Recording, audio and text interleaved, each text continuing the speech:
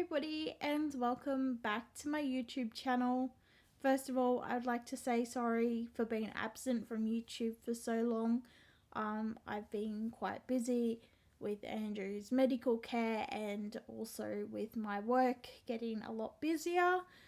So I haven't had the time to come on here. But now with life kind of starting to get back to normal, hopefully I can make some more videos because I really do enjoy making the videos and I enjoy reading all of your comments and I enjoy Reborn community. So it's really something that I really want to get back into is my YouTube channel.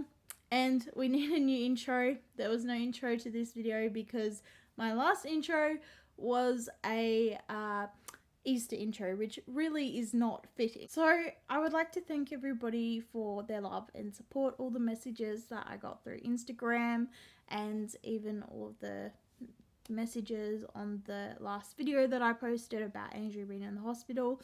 I really appreciate those, and I know Andrew does too. So in this video, I'm going to give you guys a brief overview about what went on.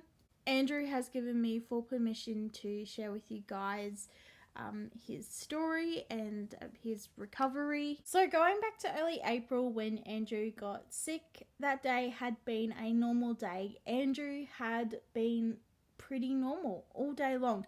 Nobody at work had noticed anything. I hadn't noticed anything. It wasn't until suddenly in the evening, after we had just dropped some of our elderly friends that had been over at our house for dinner off, that I was talking to him and he was not giving me the replies that you would typically get from someone who has their memory. So I asked him what year it was, and he was saying it's year 2020. There was just a lot of things he couldn't remember, and then he was actually saying to me, it feels like I've lost my memory, like something's not right. So after Andrew had lost his memory and he couldn't remember the year, he was saying it was 2020, I was like, okay, we have to get this man to a hospital. So that's exactly what I did. We took him to the hospital. We were under some COVID restrictions at the time, so I couldn't really go back into the ER with him like you normally would be able to. So they had to call me and give me updates. It was about 2 hours after he'd been in there. I'd given them all of the information that I had, which wasn't very much at this point. Basically what I just told you guys. And they said he has, stopped breathing multiple times by himself. We need to put him into an induced coma and he needs to go to ICU. That was one of the scariest moments of my life, hearing that he was going into a coma. And then I was pretty much sent home after that. I did get to see him for a few minutes before he was sent up to the ICU, when he was in the coma. And yeah, it was nice that I got to see him for those few little minutes, and then I was sent home. And yeah, I did not get very much sleep at all that night. Next day, they were able to take Andrew out of the coma. He responded well. He woke up. He did not have his memory, which is kind of expected when somebody comes out of a coma anyway. But yeah, his memory, was still not great. So I came to visit him. He knew he was in hospital, but he didn't know why. I was able to see him for 90 minutes a day because of COVID restrictions at the time. I was able to see him once a day for 90 minutes, and I was the only person that was allowed to see him. Anyone that was on another ward at this time, so if you weren't in ICU, you weren't allowed any visitors at all. So I was incredibly lucky that I was able to go up and see Andrew. And obviously because the circumstances are a little bit more serious in ICU, they were allowing one person a day.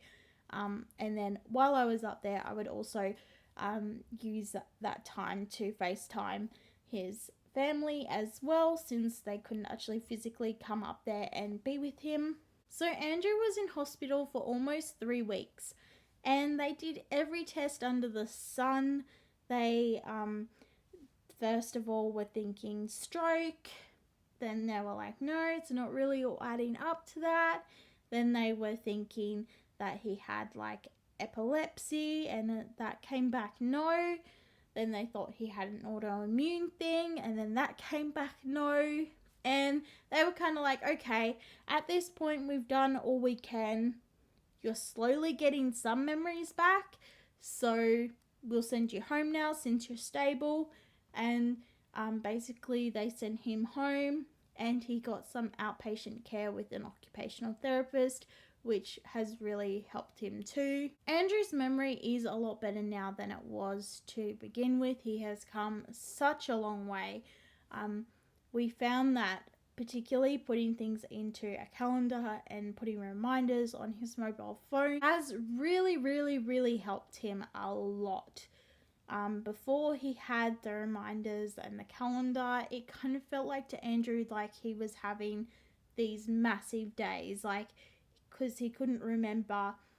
He was remembering memories, like he's making new memories, but he couldn't remember what day those memories were happening. So it just felt like they were happening all in one day, which would be overwhelming. Imagine if you had to pack your whole week all into one day, or you thought you were, like, that would be overwhelming. So once we started working with the calendar and the reminders, it became a lot easier for Andrew. Overall, it's a great system for us having the calendar and the reminders, and it gives Andrew independence in his life also. So since leaving the hospital, Andrew has had the occupational therapy and he has seen 2 neurologists. Since we left without a diagnosis, we had the neurologist that was provided by the hospital, and then also a neurologist that was a second opinion. The second opinion we had went in search of because we wanted to have that second opinion just because of all the different things that they thought it was in the hospital, and that they weren't able to come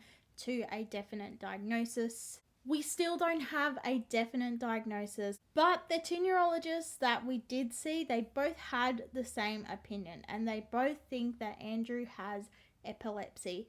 So at the moment, that is our diagnosis, that Andrew has epilepsy and that he has non-convulsive seizures.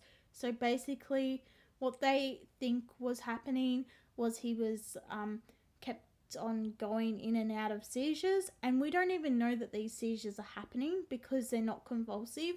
So non-convulsive seizures can just look like somebody staring off into space. So that at the moment, that is what our current diagnosis is.